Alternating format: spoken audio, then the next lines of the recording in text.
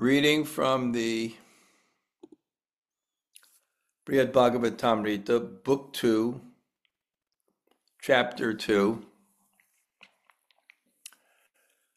Text 42. Book 2, Chapter 2, Text 42. Om Namo Bhagavate Vasudevaya. Om Namo Bhagavate Vasudevaya. Om Namo Bhagavate Vasudevaya.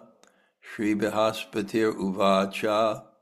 Ūrdhvaṁ mahar-loko. Rājate karmabhiḥ śubhaiḥ. Prāpyo mahadbhir yo naśyet. trai-lokya-pralaye pina. Śrī Bṛhaspati said, above this realm shines the world called Maharloka, attainable through the best of pious works. Even when the three worlds are annihilated, that world is not destroyed. Purport: as difficult as it is for ordinary mortals to enter heaven, the requirements for entering Maharloka are even more stringent. An aspirant must complete ritual sacrifices and yoga meditation of a lofty standard, uncorrupted by lower motives. Only then he be accepted for elevation to Maharloka, which survives the dissolution of the three worlds, Bhur, Bhuvar, Swar. Because most of the residents of Maharloka are candidates for liberation, the planet exists as long as that of Lord Brahma. Om Jnana Timirandasya Gananjana Shalakaya Chaksur Unmulatam Yena Tasmai Shri Gurave Namaha. Shri Chaitanya Mano Bhishnam Stapitam Yena Bhutale Swayam Rupa Kadamayam Dadati Swapadantikam. Vanchakalpa Tarubhyascha Kripa Sindhu Bhayevacha Patitanam Pavanebhyo Vaishnavebhyo Namo Namah. Shri Krishna Chaitanya Prabhu Nityananda Sri Advaita Gadadhar Shivasade Gaur Bhaktavrinda. Hare Krishna, Krishna Krishna, Hare Hare, Hare Rama, Rama Rama, Hare Hare. So, greetings from New Jersey.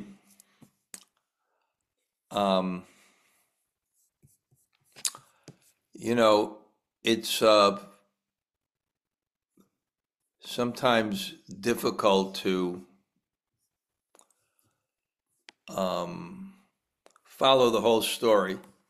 So I'm going to bring us up to date by just going back a little bit, which I always do, but anyway, I'm going to pick out a few verses in the chapter and kind of connect it to where we are.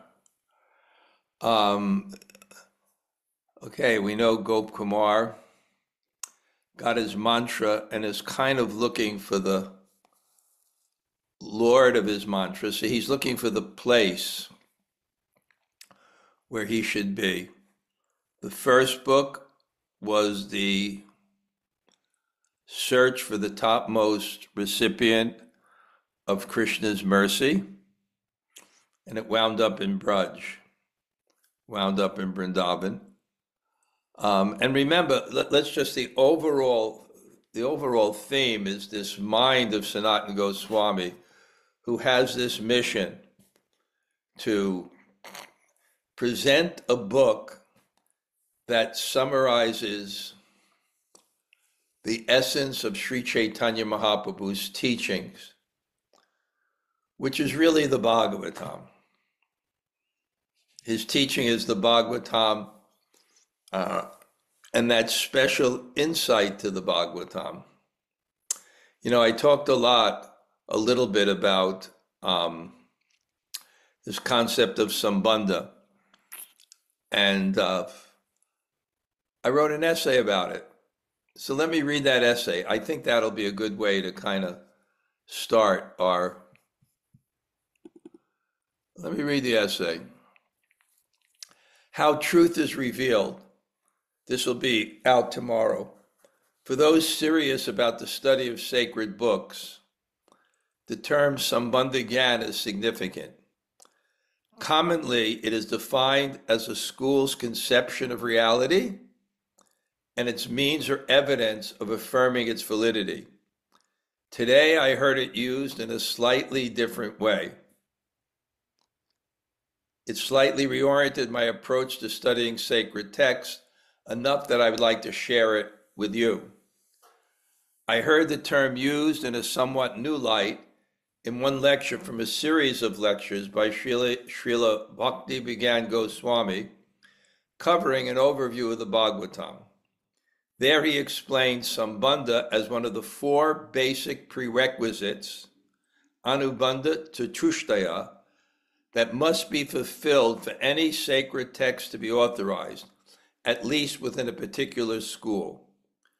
I will briefly outline this classical description of anubandha chatushtaya and then focus on Śrī Jiva Goswami's definition of sambandha as applied to the Bhagavatam. I will then share what I see as its practical application. Anubandha chatushtaya, vishaya, the topic, the subject of the book. Sambandha, the way the subject is revealed to the listeners or reader of the text. Abhideya, the method or practice which is needed to realize the subject. Prayojana, the result of realizing that subject. And just my comment, in Bhakti, the subject is Bhagavan. And we'll see what the way, I'll discuss Sambandha, the way that Bhagavan is revealed in the text, and then Abhideya is the method of realizing, which is bhakti, and the Prayojana, the result is praying. But that's a little bit beyond the scope of this thing. Śrī Jiva discusses Sambandha in relation to the Bhagavatam as Vachya, Vachaka Sambandha. Its Sambandha, the way its subject is revealed, is that the words, Vachaka, themselves can contain inherent power to realize, to reveal what they signify, vacha. In other words, the words of the Bhagavatam themselves are the main way the meaning of the text is revealed, independent of an intellectual effort to understand them. But what about our logical understanding of the meaning of the text? How can that be minimized? The sambandham of the Bhagavatam doesn't mean that an intellectual comprehension of the text doesn't help us understand something about the subject of the text. Without knowledge, it is doubtful that one would be inspired with the faith necessary to turn one's consciousness in a concentrated way towards Bhagavan, which is the subject of the text. It simply means that the prime way in which the subject of the Bhagavatam is revealed are the words of the text heard in a prayerful and focused way so that they directly enter the heart and reveal the truth. I was still struggling with that, with what seemed like a somewhat anti-intellectual approach to the text, until I found the same concept of sambandha described in my weekly group study of the Chaitanya Charitamrita. At the beginning of chapter 14, Lord Sri Chaitanya Mahaprabhu's feelings of separation from Krishna, we are warned by the author, Srila Krishna-katha Kaviraj, that what he will attempt to describe is beyond the capacity of even the most intelligent person to comprehend. He practically leaves the reader hopeless. Quote, Sri Chaitanya Mahaprabhu's emotion of transcendental madness and separation from Krishna is very deep and mysterious. Even though one is very advanced and learned, he cannot understand it. Chaitanya Charitamrita 18:14 5. He then quickly reminds us that if we faithfully take these words into our hearts, the subject of the text will be revealed. Quote, "Please hear faithfully this description of Chaitanya Mahaprabhu's ecstatic emotions. Thus you'll come to know his ecstatic love, and ultimately you will achieve love of Godhead." CC Antya 1411. Sri Jiva's explanation of the Sambandha was enlightening. Although I still deeply study the text, I'm more vigilant to the importance of attentively hearing it. I also more deeply understand why Srila Prabhupada gave so much space to the Sanskrit verses. Now, first thing in the morning, I relish hearing the Sanskrit of one chapter, praying that its words enter my heart and reveal their import. It should be understood, however, that hearing the message in any language from a qualified devotee, such as the commentaries of Srila Prabhupada, are also shabda, transcendental sound. They also carry the potency of the message they represent into the heart when faithfully heard with the same mystical effect. I think this understanding of Sambandha also gives an important message to those who are not particularly scholarly. We not overly worry about understanding the text in that way. Yes, we must study. That is important. But more important is just to hear prayerfully and faithfully with the understanding that vacha, vachaka, sambandha, quote, the words, vachaka, themselves carry inherent potency to reveal what they signify, vacha. Thus the truth of the Bhagavatam is revealed. Anyway, somehow I became inspired to share that, but let me get back. I lost a little track. So Sanatana Goswami has to summarize the Bhagavatam and make it accessible, and he did it in that story. I little lost my train of thought, but I'll get there. Okay, so Narada, and the wonderful story we heard, and then Uttara. I repeated this too many times. Let me get to the book quickly to where we are. And then Uttara, hearing it from Maharaj Parikshit, the Bhagavatam, she wants to know about the place. Okay, somehow that introduction didn't work the way I wanted it. But let's go. So what we're up to is Gop Kumar now telling his story, how the mantra, it's interesting, the mantra, hearing it with faith, had so much power. But it's interesting, because he didn't have the knowledge, he got diverted from that kind of focus. So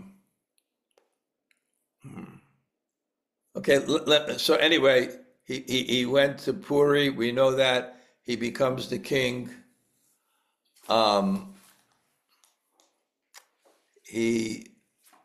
His aspiration for Braj, that mantra, he's from Vrindavan. He wants to go there. Jagannath himself appears to him. I love this point. He appears to him to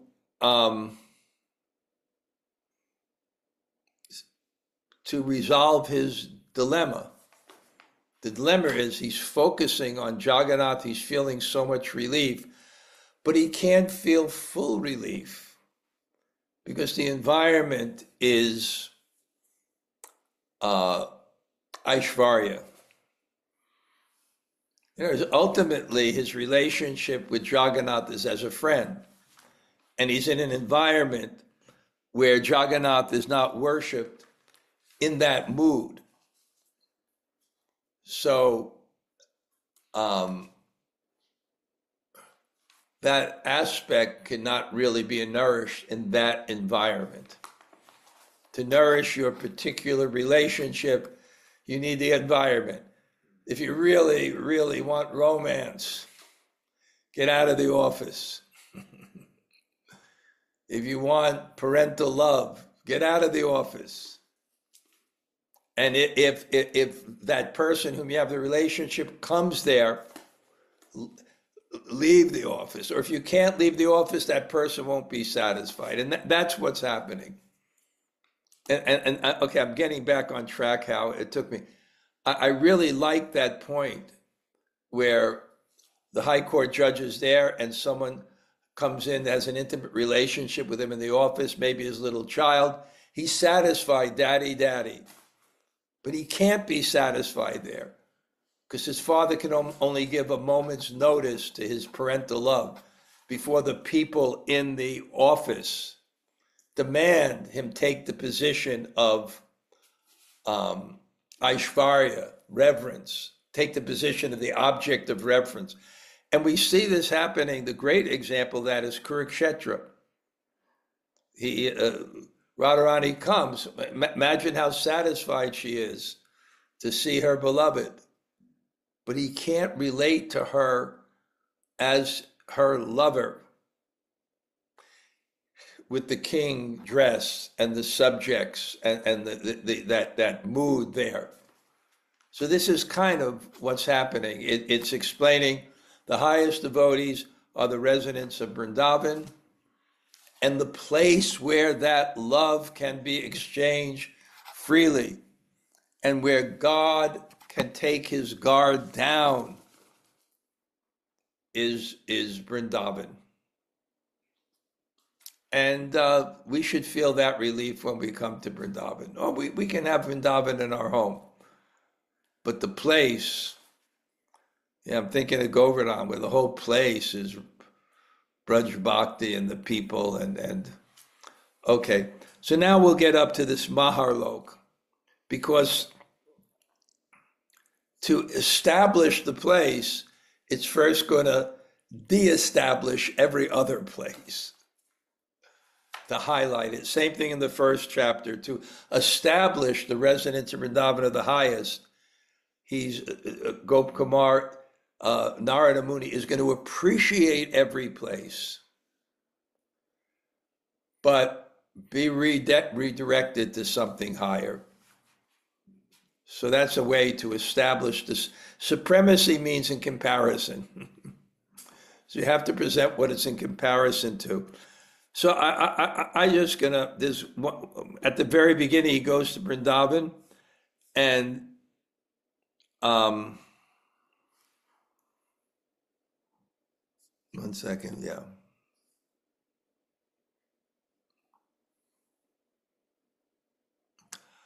Ooh. And he's somehow doesn't stay there. That also puzzled me, why he didn't stay in Vrindavan. So here it explained the purport. Gop Kumar, because again, he was satisfied there. He went to all the holy places, but the full revelation of Krishna wasn't there for him yet. And therefore he was hankering again for Jagannath. When he was Jagannath, he's hankering for Braj, hankering Vrindavan, because Jagannath couldn't manifest himself fully. But if he comes to Vrindavan, he didn't manifest him at all. And he said, Gop Kumar, however, had not yet developed the spiritual eyes to see Krishna's presence in Vraja. So he was thinking of going back to Jagannath Puri, where the Lord is always visible to everyone. Because he had not yet gained Sri Krishna's special favor, he lacked the taste of Vraja Bhav and wanted to go elsewhere. Even after he visited various places of Krishna's pastimes in Vraj and felt something special, his realizations were somewhat covered, and he felt dissatisfied at not seeing his Lord. But eventually he will achieve the perfection of his desires in Vrindavan, where he will remain permanently with perfect faith and satisfaction. So he had not yet developed that qualification to appreciate it. Okay, and then, so he wanted to go back to Puri, and the next verse I picked out to kind of put us in context is, he went to Swargaloka. he, he met some people worshiping, and they told him two things. Swagaloka has so much opulence for the worship of God, and that God is personally there as the younger brother of Indra. So he went there and he saw Indra worshiping his younger brother with such opulence, and he thought, oh, how fortunate Indra is. He has gained the opulence of the three worlds promised by Sri Vishnu and enjoys himself without anxiety, and he's gained the Supreme Lord himself, whom he now worships with many kinds of heavenly offerings, which the Lord graciously accepts. So he sees that type of worship. He doesn't yet have, he can't put everything together. You can't put everything, you get confused. So he has some here is God, he's being worshiped, there's so much opulence, this is nice. So, and then he develops that desire. And a very scary point comes here. See, he was worshiping with intensity. And Tivrena Bhakti Yokena. Tivrena is like the sun rays, very forceful. So he didn't have the right understanding. But the mantra, it could fulfill one's desires. So you say, okay, I'll chant Hare Krishna, my desires will be fulfilled. Then do it. And do it. Tivrena. Fixed. Fixed. Akama, sarva, kamo, moksha kama, udar, tivrena bhakti yogena. Yajeta purusham purams. So anyway, fixed, and then and this is interesting. So he's coming to the Lord, and with great fortune. This is what Upendra says to him, who's Vamana. Dear son of a coward, that you have come here. What great fortune. What great fortune. Enough with this bowing on the ground. Don't be afraid to come close to me. So that's God's relationship with him. But again, it like Kurukshetra, it can't be fulfilled in this place. He can't, because God can't maintain in that environment that intimate revelation of the person whom he has a relationship with, and which will ultimately satisfy him. So, I'll skip a verse, and then he saw the intimate relationship, and he said, will this personality of God show me the same mercy? Maintaining that desire, I resided there and chanted my japa. And with this meditation, he focused even more intensely on his japa. He focused more intensely. We have to have the right, here, one thing that's mentioned is sankalpa. When you have a spiritual practice, you should have, it should be with sankalpa. We shouldn't just enter our chanting without sankalpa, without objective. And that's, again, even though it's vacha, vachaka, sambandha, that things are revealed by that potency. But without the right understanding, you won't have the intensity to fully bring it in your heart. You'll filter with the mask of your ignorance. You won't become fully infected. But somehow he was very, he's very elevated. And God had this, another theme that runs through this, I guess, and repeating it again and again, is that God has a plan for everyone. I almost have this theory that everyone's karma is perfect. If one could respond perfectly to his karma his whole life with transcendental knowledge, it's exactly the realizations that person needs to become perfect. Exactly. So there's a plan. And within our desires, God manifests through people, through circumstances. And the trick, the real trick, is to somehow have the depth of realization to understand that. And to live in a consciousness of gratitude. It's so important to live in a consciousness of gratitude. Nama Shreshtam Manumapi Sachi Putram Atrasa Rupam Rupam Tasya Grajam Uruparim Matara Gostavatim Radha Kundam Girivaramaho Radhika Madhavasam Prapto Yasya Pratita Kripaya Tam Natosmi Nama Shreshtam, the holy name, Manumapi, Gayatri, Nama Shreshtam, Sachi Putram, Atra Sarupam, Rupam, Tasya Grajam, Sanatana Goswami, Rupam, Tasya Uruparim, Matara, Gostavatim, Matara, the Brijvasis, Radha, Kundam, Girivaram, Maho, Radhika, all these things given to us. And it's easier said than done. But that's my theory. Everyone has, this is the plan to bring you back to Godhead. You need this realization, and it's really challenging. I got a message from someone close to me that's as a torturous condition, very heavy tinnitus. I don't know what it's like, but it's driving them crazy. And they're very spiritually advanced, and they're asking me, well, how is this? How is this?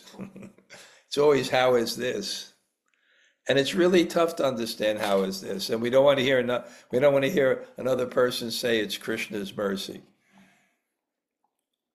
But broad-minded, looking at how long we've been living and this blip of our existence now to somehow or other to give us this particular realization, sometime to really be something rooted out, some real attachment to be the enjoyer and controller. Sometimes our enjoyment and control is put so far beyond our reach that maybe we have to throw up our hands, and then maybe sometimes we need things going our way to have our mind more peaceful or whatever it is. Another friend wrote me a horrible thing going on for inconceivable karma for 40 or 50 years. It's like the foot never comes off the throat. And he wrote, he's pretty Krishna conscious. He wrote Jayadvaita Maharaj, he told me, how do I understand this? And Jayadvaita Maharaj quoted from the Bhagavatam, no one can understand the inconceivable will of the Lord. How long? We look at this life as all in all, how long have we been in this material world? How long? How many conceptions, attachments, crimes?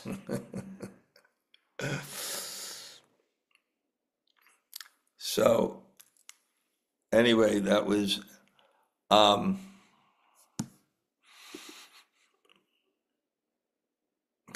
Indra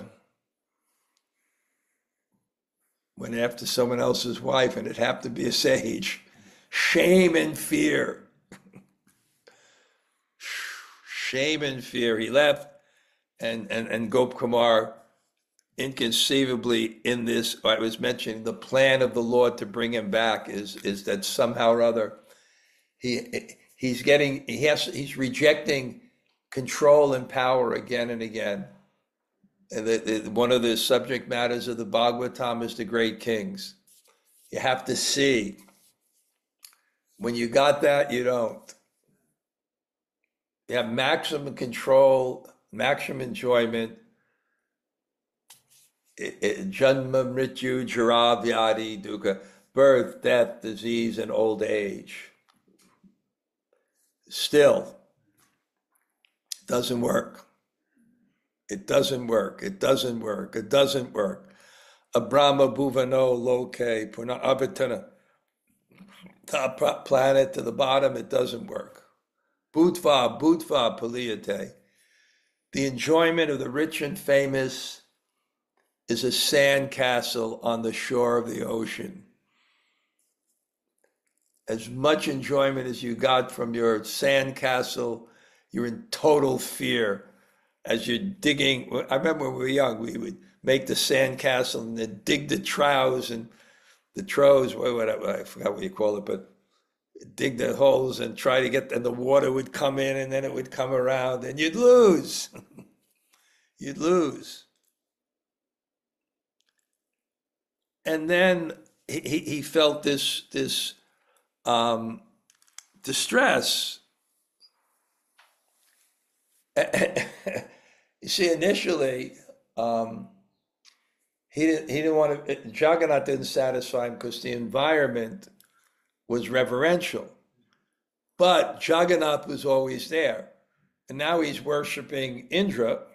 It's also a little reverential, but he's having this personal interaction with God, but he never stays. So now he gets frustrated. He's gone. He's traveling. He goes this place and that place. He disappears. I want that deity form. That's reliable deity form. It's there every morning. I can offer my prayers. So,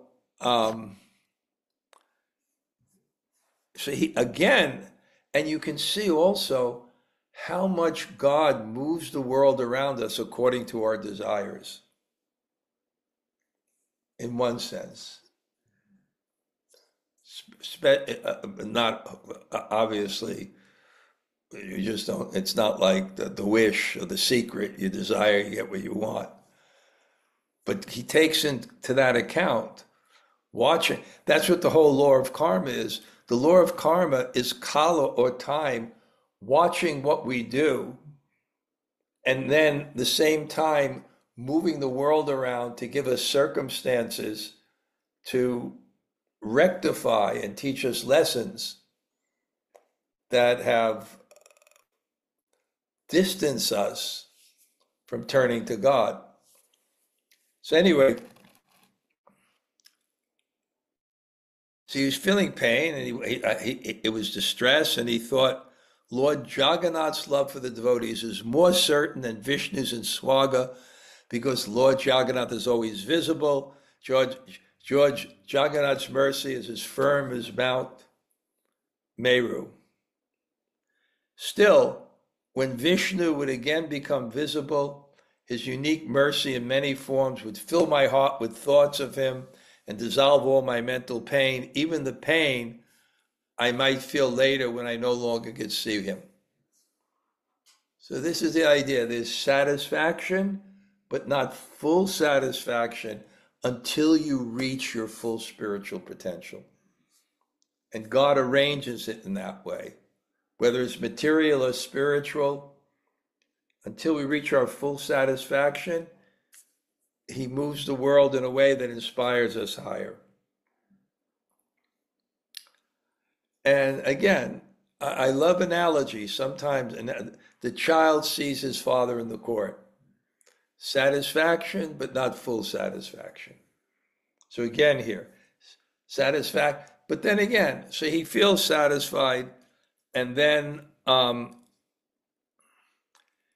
he spent 360 years, one celestial year in Swaga. And then great sages arrived, headed by Bhrigu Muni, and they were traveling to purify the earth from the heavenly planets with their feet, the holy places. The compassion is there. And then I looked at all the demigods, and even the spirit, and they're all worshiping the sages, even Vishnu, there's the spiritual masters of the demigods. Everybody's worshiping. Who are these people? Who are these sages from Maharloka? And he didn't know what was going on, because somehow Gopkumar has never been educated. He just has this karma to wind up as the king of the kingdom and the king of Lord Jagannath and the post of Indra, the king of the universe. Somehow or other, I guess it's like, what is that? Like a kind of a spiritual Forrest Gump. He happens to be like in the right place at the right time, and he always becomes the king.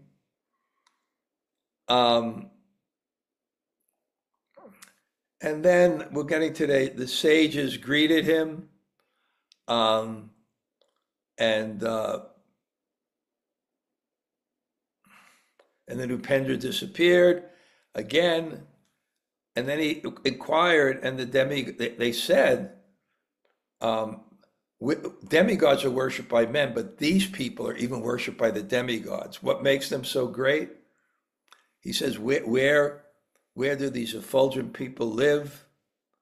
The demigods were embarrassed to tell him. A little jealousy. These people the jealousy.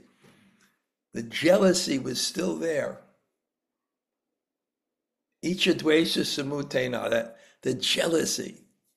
The topmost devotee is the person who is free from the propensity to criticize others, which is the grossest manifestation of false ego, because it allows us to have a sense of superiority, which is what the whole material world is about, what the false ego is about.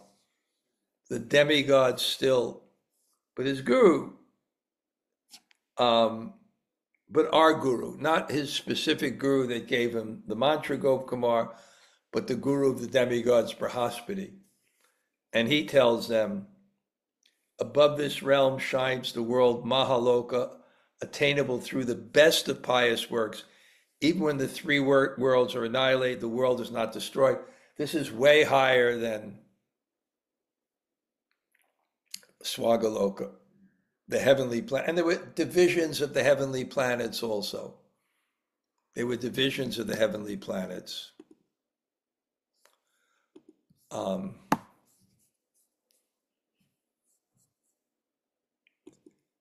So there were also divisions of the heavenly planets, Anyway, again, for somehow or other, this is the places. Make no doubt about it, after reading Bṛhad-bhāgavatāmṛta, that the residence of Vrindavan, led by the gopis, Srimati Radharani, is the highest. Make no doubt about it that the place where this love can flow to its fullest extent is Vrindavan. And no doubt, because you can become confused, Maharloka.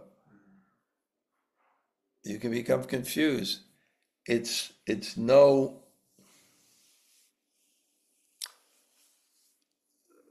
slouch is a word for people, but there are no slouches. In Maharloka, they're not slouches. These are the real sages. It is difficult for ordinary mortals to enter heaven. The requirements for entering Maharloka are even more stringent. An aspirant must complete ritual sacrifices and yogic meditation of a lofty standard, uncorrupted by lower motives. There are higher and higher beings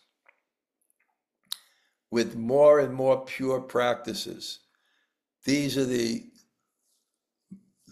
top. Only then might he be accepted for elevation to Maharloka, which survives the dissolution of the three worlds, Bur, Bhuva, Swa. Because most of the residents of Maharloka are candidates for liberation, the planet exists as long as that of a day of Lord Brahma. The day of Lord Brahma, 1,000 times 4,320,000 times 2. 1,000 times, no, much more than that. Wait. No, 1,000. Not a small amount. 1,000, 4,000,000, and that world is not destroyed. Yatahi kota gunitam samrayat sukam ayendrikam tat koti gunitam tatra prajapatyam sukam matam. As the happiness of Indra is considered millions of times greater than a ruler on the earth, except when he screws up and hits on sages' wives, then he's not happy. He ruins it. Even Indra, well, a little mistake, you ruin everything. And then you regret it for the rest of your life. Shame and fear. The happiness of Prajapati is millions of times greater than Indra. The sages living on Maharloka are the Prajapatis, the original forefathers of the population of the universe. They are the first authorities on the Vedic path of karma. 1,000,000 times better than Swargaloka. And here on the earth planet, Dukhalayam avashashvatam, temporary and miserable. As our illustrious godbrother, Srila Sridhar Maharaj, I don't know if you know, he's really one of these wonderful, what you see is what you get. And the stickers on his briefcase, same something, different day, life is tough and then you die. Janma mrityu chara bhyadi dukkha doshana darshanam.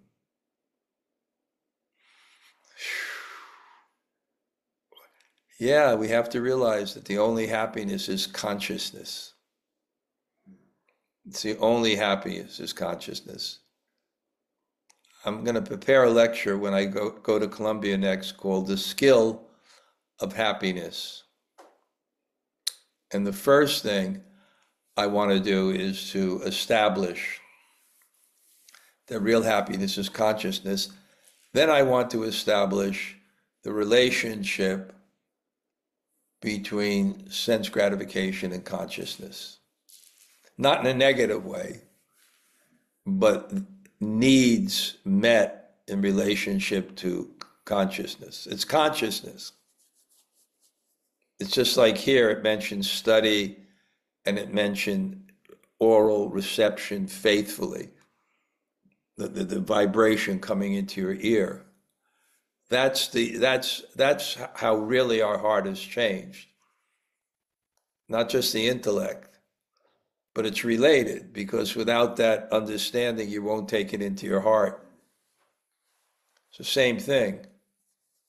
It's consciousness, but health, relationships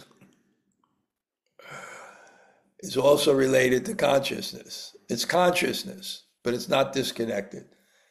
Therefore, Bhaktivinoda Thakur, he made the statement, what is the relationship between Varnashram, social, mental, and physical peace, and Krishna consciousness? He said, without social, mental, and physical peace, then for most people, there's no talking about consciousness. So it's consciousness, but it's not unrelated. Yeah, I'm trying the skill of happiness. I'm trying to figure out like a nice formula. You need faith. You need the right objective. Otherwise, you're lost. And you also need there's relationship between your life, but not ultimately.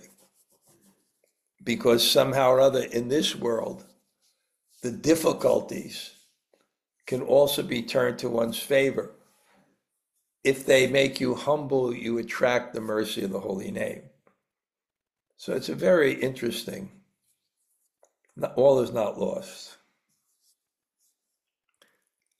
Tenami sevatas tatra nivasanti mahasukai yageshvaram prabhum sakshat pujayanta pade pade. Endowed with such happiness, the Prajapatis live on Maharloka, enjoying the greatest pleasures and directly worshiping in various places the Lord of Sacrifice, who is there in person as their master. The Prajapatis leave Maharloka only occasionally, when they have a specific reason to visit other planets. For worshiping the Supreme Lord with wonderful sacrifices, the Prajapatis have much better resources than even those on Swagaloka.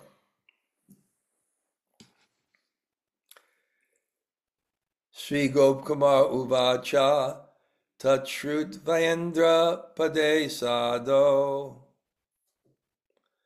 nirvidyaicham tamikshatam pujam pujai mahadbhir pujamanam mahaprabhum. Śrī Gopkumar said, upon hearing this, I at once lost my attachment to the post of Indra and wanted to go see that Supreme Lord being worshipped by the great souls who are worshipped by those who are worshipped. Purport: Gopkumar had seen that compared to the worship of the Supreme Lord on earth, the worship on Swagaloka is much more charming and opulent. And if Maharloka is worshipable by the residents of Swaga, the worship of the Lord of Maharloka must be still more glorious. To see Lord Vishnu being worshipped on Maharloka was certainly worth the trip. And what happened? Tat sankalpya japam kurvam acharad ūrdhvaṁ uttita vyoma yagena tam prāpta lokam tatra valokayam. I made this my intention and chanted my mantra, and soon a celestial airplane picked me up, and I found myself transported to Maharloka. Chanting his japa with the conscious desire, I want to see the Lord of Sacrifice of Maharloka, soon brought Gopkumar to Rishi Bhrigu's abode on the Mahar planet, where the sages had returned after finishing their short excursion. So I'm studying with Naranjan Swami, and I think we discussed this point. And there was a verse that God may fulfill your desires, but in a way in which you'll give them up. You may pray for so much money and wealth, and then don't have a minute for Krishna, and then people are envious of you. Or you may pray for, a beautiful partner, and then you get entangled in the world, you suffer more. So the material desires, even if they're fulfilled, it'll be done in a way that you wish you never went there. You wish you never went there. Santosh. Happiness means santosh. Enough. Enough. Enough. Okay, I have another 2 classes today. I feel very fortunate. So I'll stop because the other class will begin in 7 minutes. But Yamuna Jaya, you have, she had to run to teach. Gail, you get a question. Oh my God, Maharaj, the question is, which question? Well, I don't know. Okay, in hearing the words of Shastra, which are self-revealing, right? It doesn't mean when we hear the words of Shastra, right? Yeah. They are self-revealing, right? But as you were saying, it doesn't mean that our intellect does not play a role. No. So what role does it play? Well, I would put it this way, because I'm just heard this for the first time, and my Monday morning greeting is responding. It's like this: faith creates consciousness and intention. So knowledge creates faith. Also, knowledge removes, like I would say, it's like an infectious disease. If you put on a good mask, you don't get the disease, even if you're in proximity.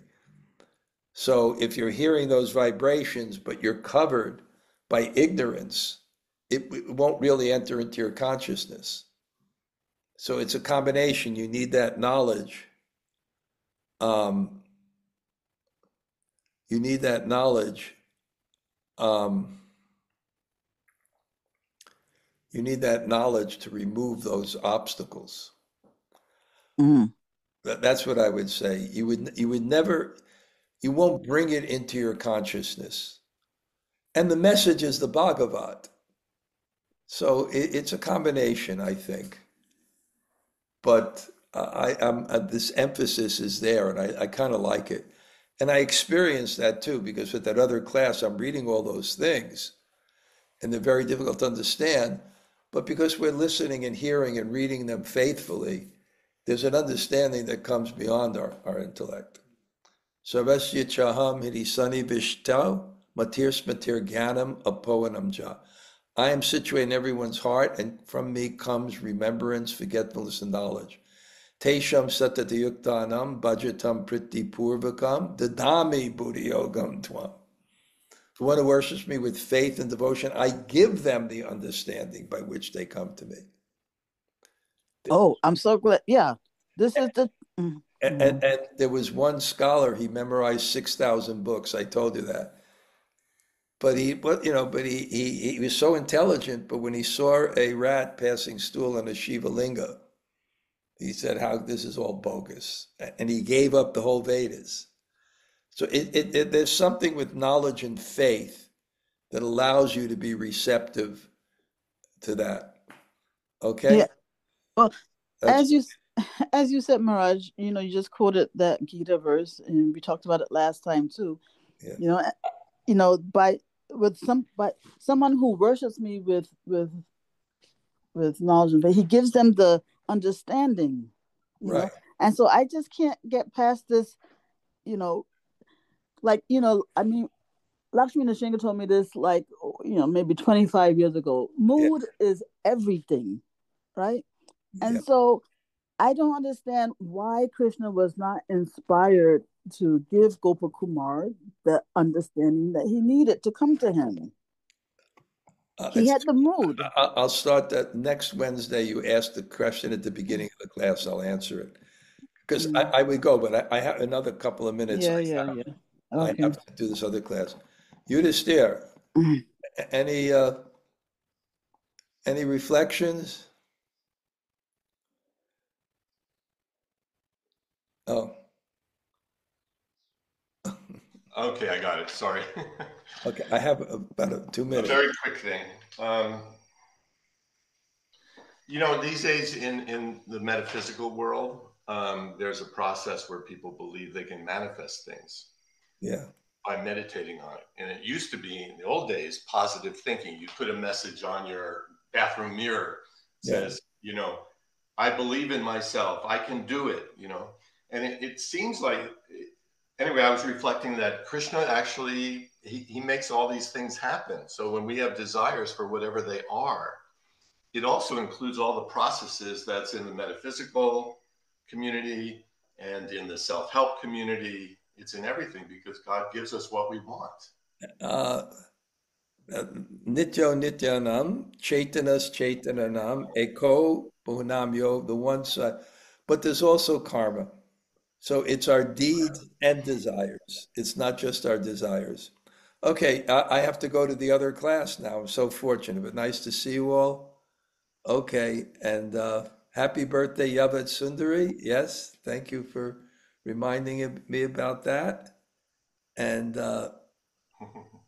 okay, I got a few nice messages. Okay. Hare Krishna. Thank you very much, Maharaj. How do you know Maharaj? that was my birthday? Thank you. Maharaj, I'm interrupting just to tell you I see Krishna Maharaj today. Oh, that's so nice. He's in Texas and giving a class up north where I live. So. Oh, great. Does he know you're coming? I don't think so. Okay, that's great. Okay, great. Okay. All right, I'm going to look at the list of people that attended and thank everyone for coming. Okay. Okay. Hare Krishna, Samantha, nice to see you there in class. My neighbor. Okay. Close by, that's great. Okay, I'm going to have to go to the other class now. Okay, Haribo, thank you all.